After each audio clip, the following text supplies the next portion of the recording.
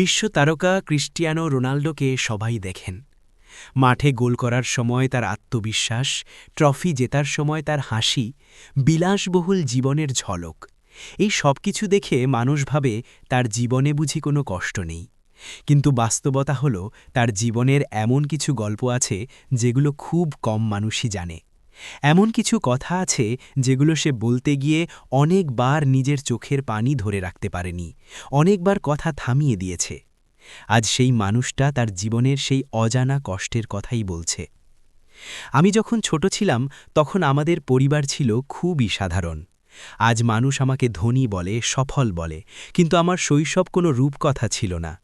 আমরা এমন একটি পরিবারে বড় হয়েছি যেখানে প্রতিদিনের জীবনই ছিল লড়াই। আমার বাবা ছিলেন একজন ভালো মানুষ, কিন্তু তিনি নিজের দুর্বলতার সঙ্গে যুদ্ধ করছিলেন। মদ্যপানের কারণে তার শরীর ধীরে ধীরে ভেঙে যাচ্ছিল। অনেক সময় তিনি বাড়িতে থাকতেন না, আর আমি আমার মায়ের চোখে অসহায় দৃষ্টি দেখতাম। সেই দৃষ্টি আজও আমাকে তাড়া করে ফেরে। ফুটবল ছিল আমার আশ্রয়। যখন মাঠে নামতাম তখন মনে হতো আমি অন্য একটা পৃথিবীতে চলে গেছি, যেখানে কষ্ট নেই, দারিদ্র্য নেই, শুধু একটা বল আর একটা স্বপ্ন। আমি স্বপ্ন দেখতাম একদিন আমি বড় খেলোয়াড় হব, একদিন আমার পরিবার আর কষ্ট পাবে না। কিন্তু সেই স্বপ্নের পথে হাঁটতে গিয়ে আমি অনেক কিছু হারিয়েছি। সবচেয়ে বড় কষ্ট ছিল আমার বাবা কখনোই আমার পুরো সাফল্য দেখতে পারেননি। আমি যখন প্রথম বড় ক্লাবে সুযোগ পেলাম তখন তিনি অসুস্থ। আমি যখন জাতীয় দলে খেলতে শুরু করলাম তখন তিনি আর আগের মতো ছিলেন না। আমি আজও মনে করি যদি তিনি সুস্থ থাকতেন তাহলে প্রতিটা ম্যাচের পর আমাকে ফোন করতেন, কিন্তু বাস্তবতা ছিল ভিন্ন। একদিন সেই ফোনটা এলো, যেটা কোনো ছেলে কখনো পেতে চায় না। আমাকে বলা হলো, বাবা আর নেই। আমি তখন ফুটবলের মাঝখানে, কেরিয়ারের মাঝপথে। আমি বুঝে উঠতে পারিনি কিভাবে প্রতিক্রিয়া দেখাবো। মানুষ ভাবে আমি শক্ত ছিলাম, কিন্তু সত্যিটা হলো আমি ভেতর থেকে ভেঙে পড়েছিলাম। আমি এমন একজন মানুষকে হারালাম যার সামনে আমি কখনো নিজের সব অর্জন তুলে ধরতে পারিনি। আজ আমার ঘরে যত ট্রফি আছে, যত মেডাল আছে, সব কিছুর দিকে তাকিয়ে আমি একটা প্রশ্ন করি, এগুলো কি বাবার অভাব পূরণ করতে পারে? উত্তরটা সব সময় একই, না। মানুষ আমাকে কান্না করতে খুব কমই দেখেছে, কিন্তু বাবার মৃত্যুর পর আমি অনেক রাত একা একা কেঁদেছি। আমি জানতাম আমি ভেঙে পড়তে পারি না, কারণ আমার পরিবার আমার ওপর নির্ভর করছিল। আমার মা আমার শক্তি খুঁজছিল আমার চোখে, আর আমি সেই শক্তির অভিনয় করে গেছি। সময়ের সঙ্গে সঙ্গে আমি বড় খেলোয়াড় হয়েছি, কিন্তু কষ্ট কমেনি। সমালোচনা এসেছে, অপমান এসেছে, মিথ্যা অভিযোগ এসেছে। অনেক সময় মানুষ আমাকে বিচার করেছে এমনভাবে যেন আমি মানুষ নই।